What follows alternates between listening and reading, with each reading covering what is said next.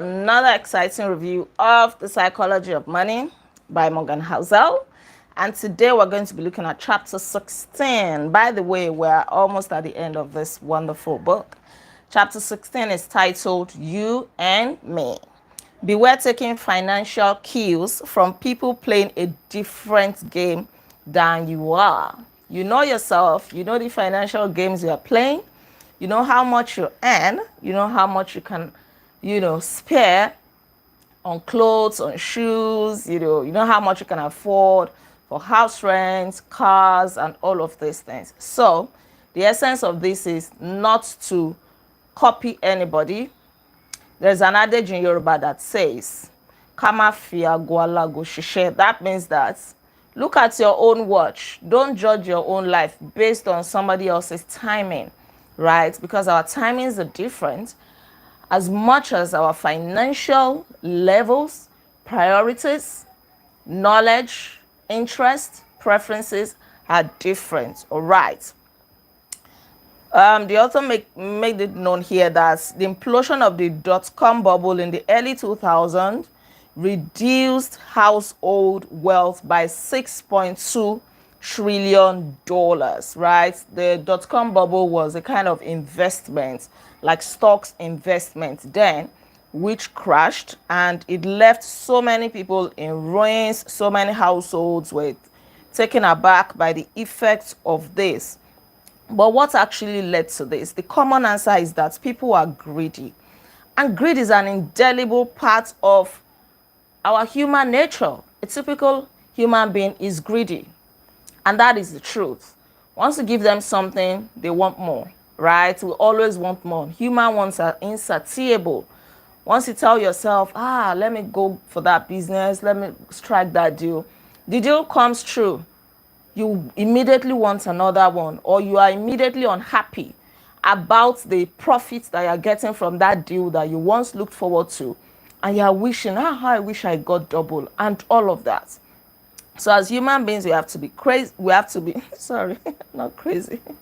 We have to be careful, right? Don't allow greed to overtake you. There was this chapter that we reviewed in this book that was asking us, like, at what point do you know that you have enough, the power of enough? And we looked at two characters in that chapter.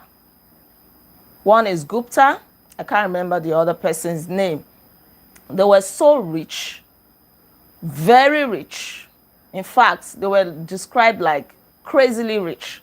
Yet they were not satisfied. They wanted more money until both of them ended in jail. And they ended up destroying the good names they had built. They ended up damaging their reputation. Right. So don't allow yourself to be overtaken by greed. And that may be true. It may be true that, greed made the dot-com bubble to collapse. And it's a good enough answer for most. But remember chapter 1, no one is crazy.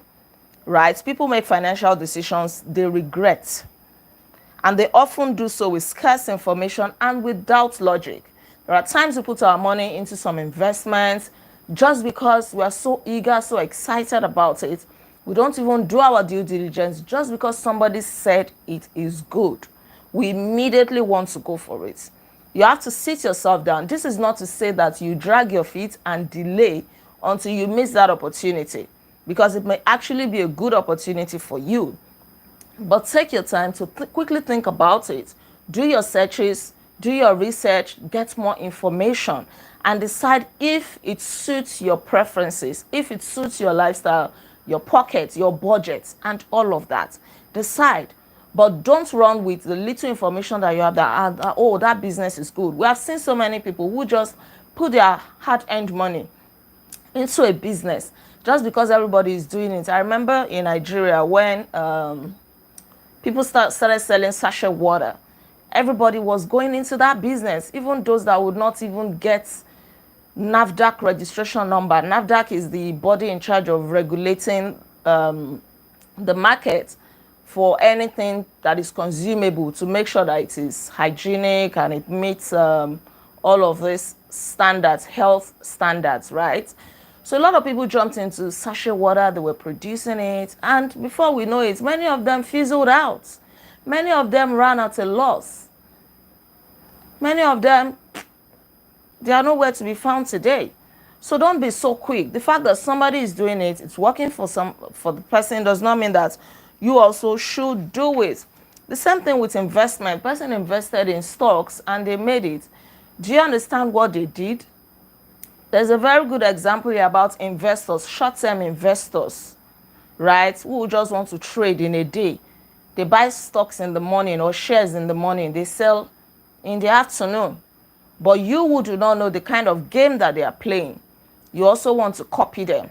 And then you get stuck. You say, oh, shares are bad, stocks are bad, real estate is bad, that investment is not good, you know. It's not that it's not good. You do not understand the game. You are copying those who are playing a different game than you are. And the same thing applies to life, not just about finances alone. We live in a world where there's so much influence. Oh, no thanks to social media. There is so much influence. Somebody is posing by a car. You don't know if the car is borrowed. You don't know if they don't even know the owner of the car. If they just found the car by the roadside and decided to take a picture there. And you allow that to get to you. Now you feel pressured. You feel like you are not doing well enough. You feel like your effort amounts to nothing. Just because you saw somebody's picture and the person looks good. Maybe they've managed to travel abroad. You don't even know whether they borrowed the money they used to travel abroad. It's a dangerous thing to copy people. It's a dangerous thing to compare yourself to other people. Even the Bible says they that compare themselves with themselves are not wise. It is foolishness. You have your own timing. You have your own life. You are unique in your own way. You have your own destiny. So why compare yourself with somebody else? Why run another person's race? Whether in marriage, whether in finance, whether in business, whether in career, whether in parenting. Even in parenting, there is no one-size-fits-all approach.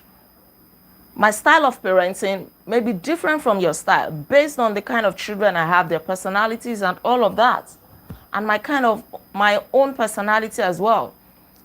I may adopt strict parenting. You may adopt gentle parenting because maybe your children are calm, right?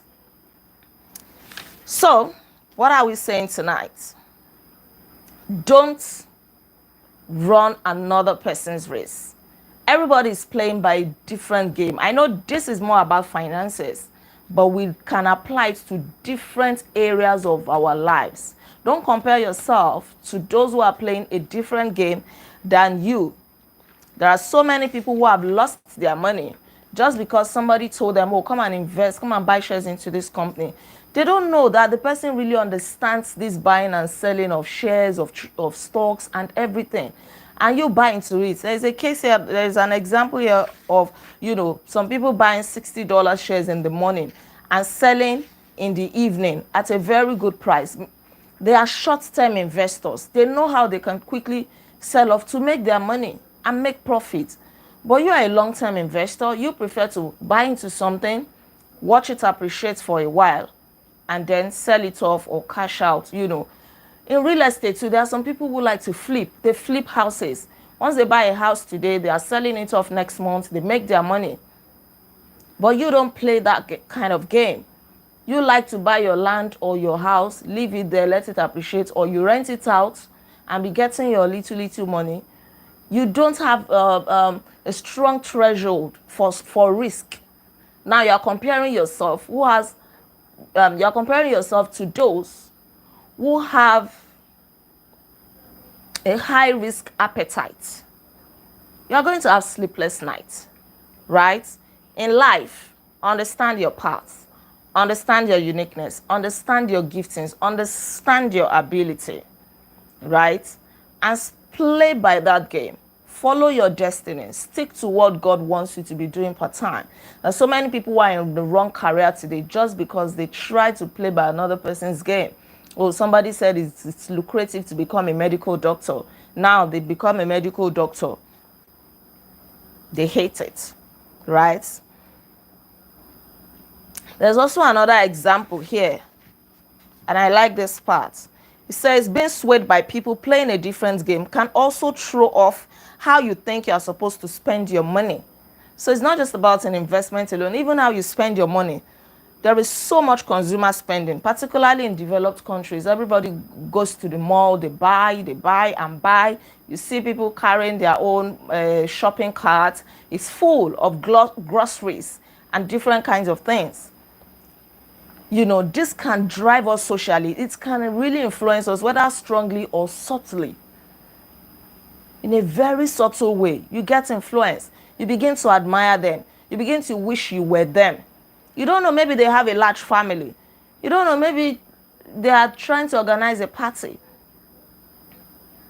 You don't know. Maybe the person is a reckless spender. Here you are supposed to buy what you need and get out. But because we want to impress, it's also a very dangerous thing to always feel the urge to impress people. You don't have any need to impress anybody. Live your life. Those who are impressing other people, it's a sign of immaturity. When you are living your life to make people admire you and respect you, but then you are doing that, it's hurting you, right? The author also said that he, as a writer, he mostly works from home. He work from home? But he can work. He can work in his sweatpants, in his casual wears. Now, if he goes to the mall and he sees a lawyer, a young lawyer who is buying suits, buying everything, and he doesn't understand that this person is a lawyer, the clothes that he's buying are necessary to boost his career. Because as a lawyer, you cannot go to your office in sweatpants, right? As a banker, you cannot dress anyhow. You can't wear palm slippers. You have to kit up. These are some of the demands of the job. There is a perception that the company wants you to have, an image they want you to portray. So you will work from home. For example, I work from home. So I don't have any need of office clothes, corporate wears, per se. Because even the ones that I have, when last did I wear them? They are all in the wardrobe. When I used to wake up in the morning, I'll go to the office. But for a while now, I've not been going, right? They're all in the wardrobe. Even most of my shoes have gotten spoiled. If you don't wear shoes for a long time, they degenerate, they crack, they get spoiled. So I'm not going to go to the mall and start copying somebody who is in shopping, buying corporate wears, buying shoes. But I've told myself, since all my shoes started getting bad, I said I'm not going to buy shoes. Because it's so painful that the last set of shoes that I bought before I started working from home, I had not even worn them for a long time. And I was wearing them and they started cracking because they've been there for so long. So it pained me and I was like, I'm not going to buy any shoes. And I stuck to that. The shoes that I mostly wear now are the ones that I wear to church. Okay, now maybe now that I'm into real estate, if I want to go out, I have corporate meetings, maybe that's once in a while, right? So I shouldn't compare myself. People come to market to me, oh, you have this gown for you, corporate wear. I said, please, I don't buy. And there's also a lesson for you there. Things that you don't have interest in, don't even smell it. Somebody is coming to advertise something, or you see something on social media, you know that you are not going to buy, you don't need it. Then you are scrolling through the person's page. You will soon be persuaded to buy what you don't need. So it's another form of discipline. If you don't need it, there are games that marketers also play. They know how to persuade you. Me, I know how to persuade people too. No matter how you say, oh, I'm not going to buy, I'm just going to go window shopping, I'm just going to scroll through the page. It's a lie, especially as women. Before you know, it'd be like, that earring is so nice, and it will match my pink dress. Let me just pick it. It's just one. Before you know it, you are seeing a necklace to match. Before you know it, there's another pink shoe to match. You are buying it. So it's part of the game. Don't pay attention to it. If you do not pay attention to it, you will not be in danger of being persuaded by it. So don't be moved by the games that other people are playing, because you don't understand them, you don't know their preferences, you don't understand what they're trying to do, you don't know their budgets, right? People can come and say, oh, buy real estate, buy this, buy that, buy all of that. They don't know your budget. You know your budget. You know what you're aiming for. So stick to it. Don't take financial cues from those who are not playing the same game as you are. This advice is for you and me. Thank you so much for joining me tonight. It's been a wonderful one. I hope that you got one or two lessons. Please let's always remember the lessons that we're getting from here, right? And apply them as much as possible to the extent that they're going to help us, to the extent that they apply to your life and the things that you really, really value in life. Thank you so much. Please don't forget to like this video, share your thoughts with me in the comment section below, and please subscribe to this channel in case you are yet to subscribe. I remain Olaide Agbaje, also known as First Lady, and on this channel, I inspire you to live intentionally. I'll come your way again tomorrow, and we're going to be reviewing chapter 17, which is titled, let me tell you the title so that you can look forward to it. It is titled The Seduction of Pessimism. Optimism sounds like a sales pitch. Pessimism sounds like someone trying to help you. Another interesting one. Until tomorrow, be intentional. Bye.